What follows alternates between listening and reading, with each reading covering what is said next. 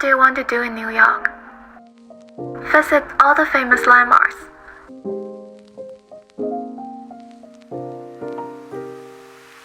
Enjoy delicious food. Chill in the park. Go on a thrift shop shopping spree. Listen to jazz. Experience the city at your own pace.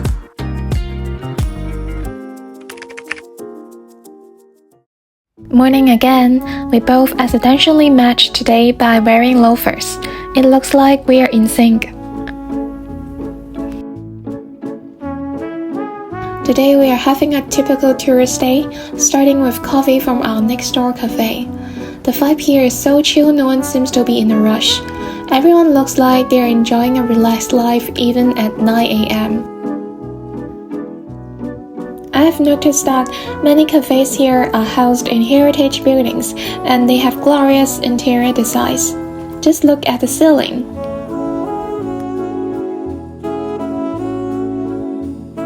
So today's plan is to head to Williamsburg in the morning and then walk under the Dumbo area, followed by a stroll on the Brooklyn Bridge in the evening. Classic tourist activities. We started at the pier near Wall Street. Here's a bit of history.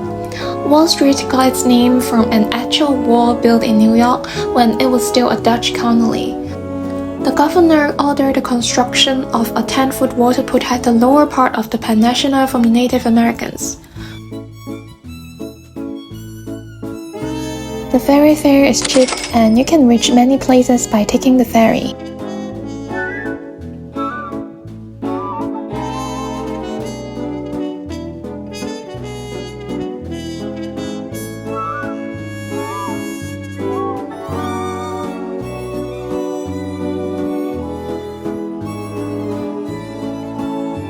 Now we have arrived at our first stop today, Williamsburg.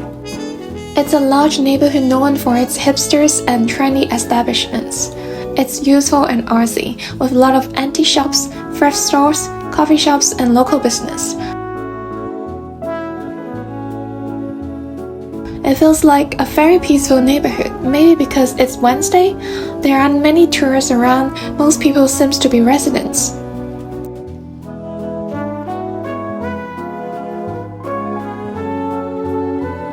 Trader Joe's tote bag have become super popular recently, so we decided to check out the store and grab some simple lunch.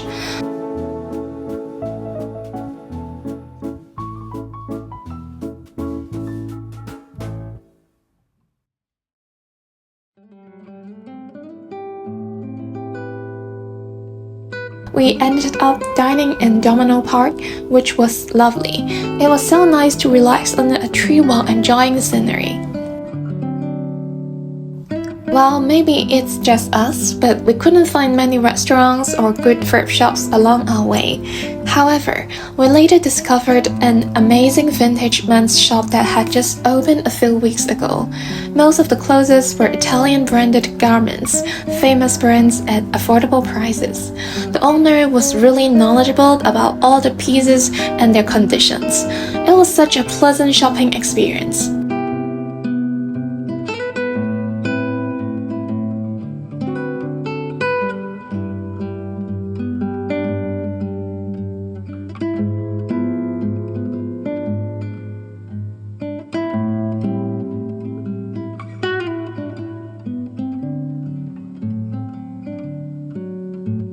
At the end of the day, Mike bought a Senia baseball jacket, and he couldn't have been happier about it. For the Sagna Shetland baseball jacket, a very good price, and I'm carrying. Thank you. Have a nice day. Plastic bag.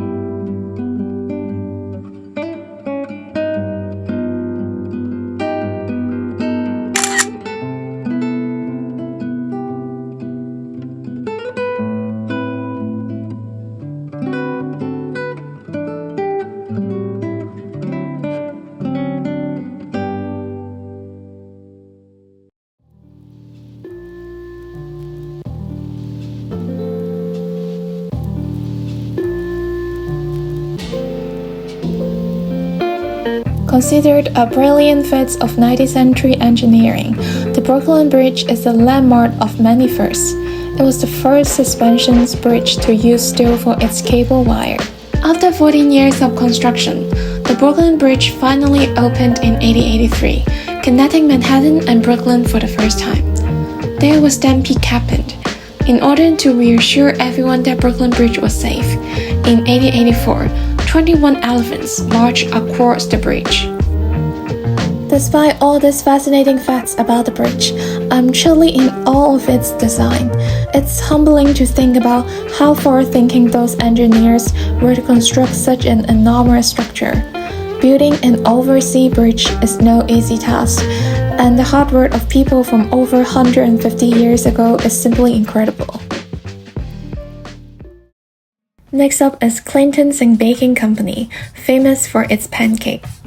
Typically, people need to make reservations to get in, but we clearly weren't prepared for that.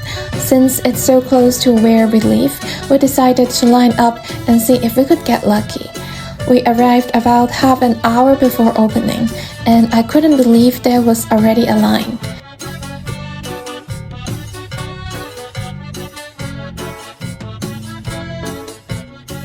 We ordered blueberry pancakes and a milkshake.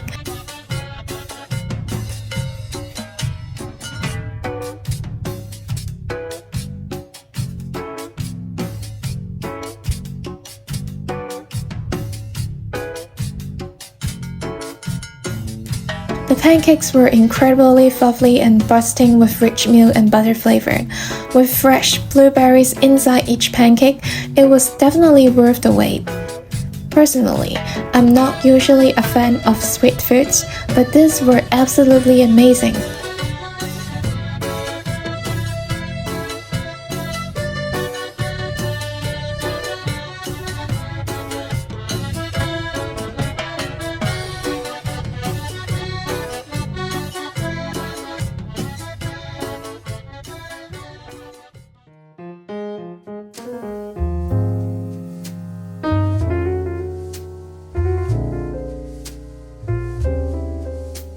We have seen Grand Central Station in movies countless times, and now we are finally heading there ourselves. The incredible details on the ceiling are truly breathtaking, so grand and elegant.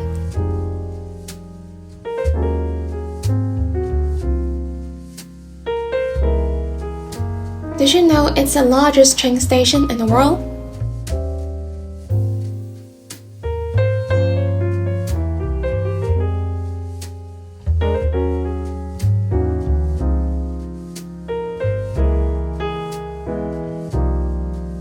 For lunch, we wanted something quick, so we stopped by Whole Foods to grab some salads and enjoy our meal in Bryant Park. There is a summer movie night happening, where you can bring a blanket and snack your sport on the lawn, such a fun way to enjoy the evening. Next, let's take a look at Rockefeller Center. They will have a big Christmas tree right in the center. I absolutely love the Art Deco style.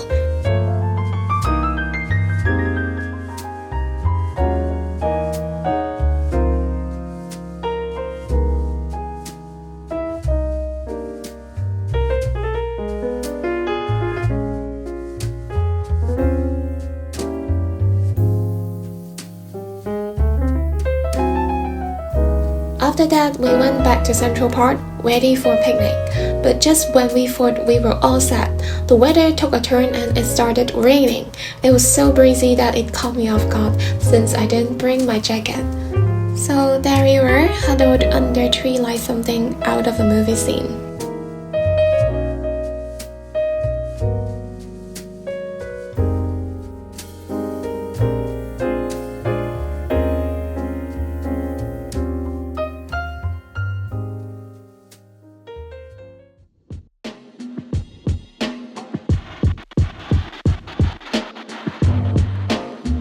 Having coffee at La Lacombe is a treat. It's a chain cafe and they serve pretty good food, and I absolutely love their scones.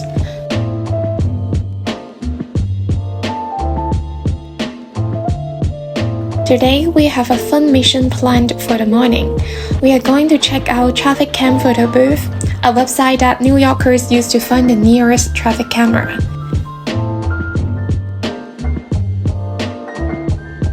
Many people utilize it as a free personal photo booth. We are excited to try it out. I will put the link in the description box.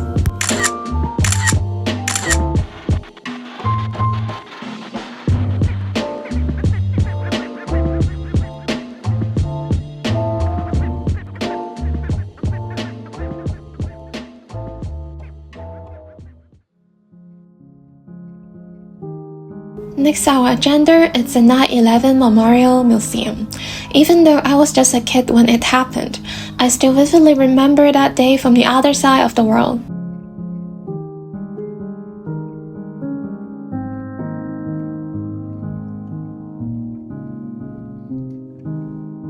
We rented a radio guide at the museum and spent a couple of hours exploring all the exhibitions. They are beautifully created in chronological order, allowing you to follow the timeline as you visit.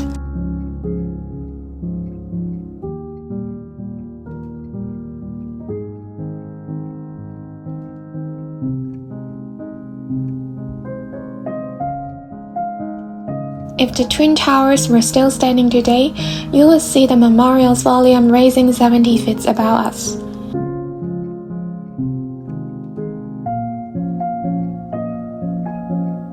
As of today, 40% of 9/11 family members have yet to receive identified remains of their loved ones. One of the most poignant pieces for me was a compacted rock that fails due to extreme heat from at least 5 floors of the building. Whether it's human DNA present is unconfirmable.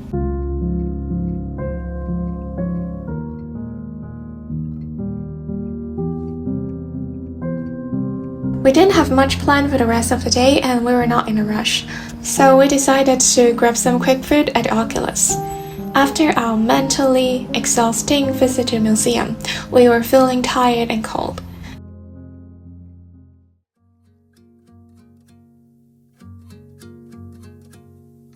And once again, we couldn't go rolling in the park yesterday, but I insisted we give it another shot today. We waited in line for 20 minutes, only to be told we'd only have half an hour for rolling, because it was about to pour. But hey, we committed to it. You say either, either. I say tomato.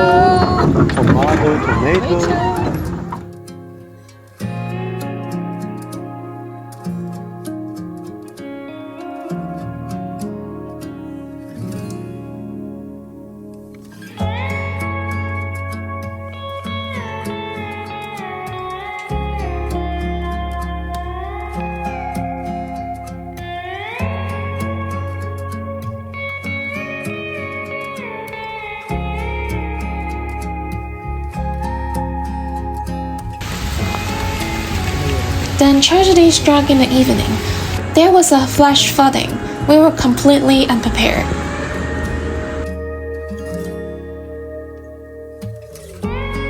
Even though I was wearing waterproof sport shoes and a jacket, I still felt cold and soaked to the bone. It was quite memorable running under the pouring rain.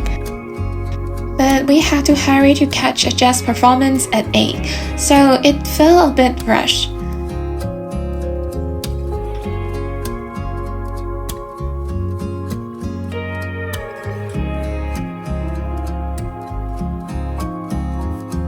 People say you have to experience a jazz performance at least once when you're in New York City, so we made our way to the venue.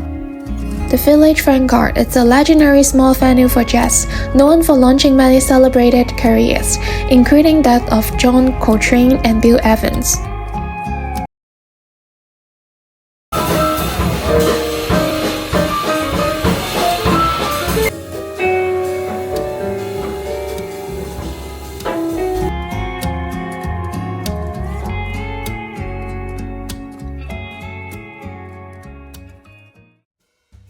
Time is fleeting, and here we are on our last day in New York.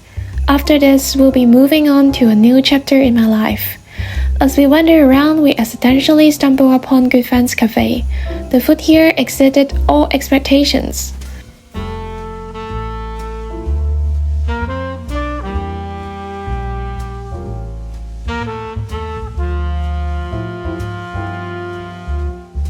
We counted our blessings as we admired the beautiful presentation of our dishes. It looked amazing and was finger-licking good.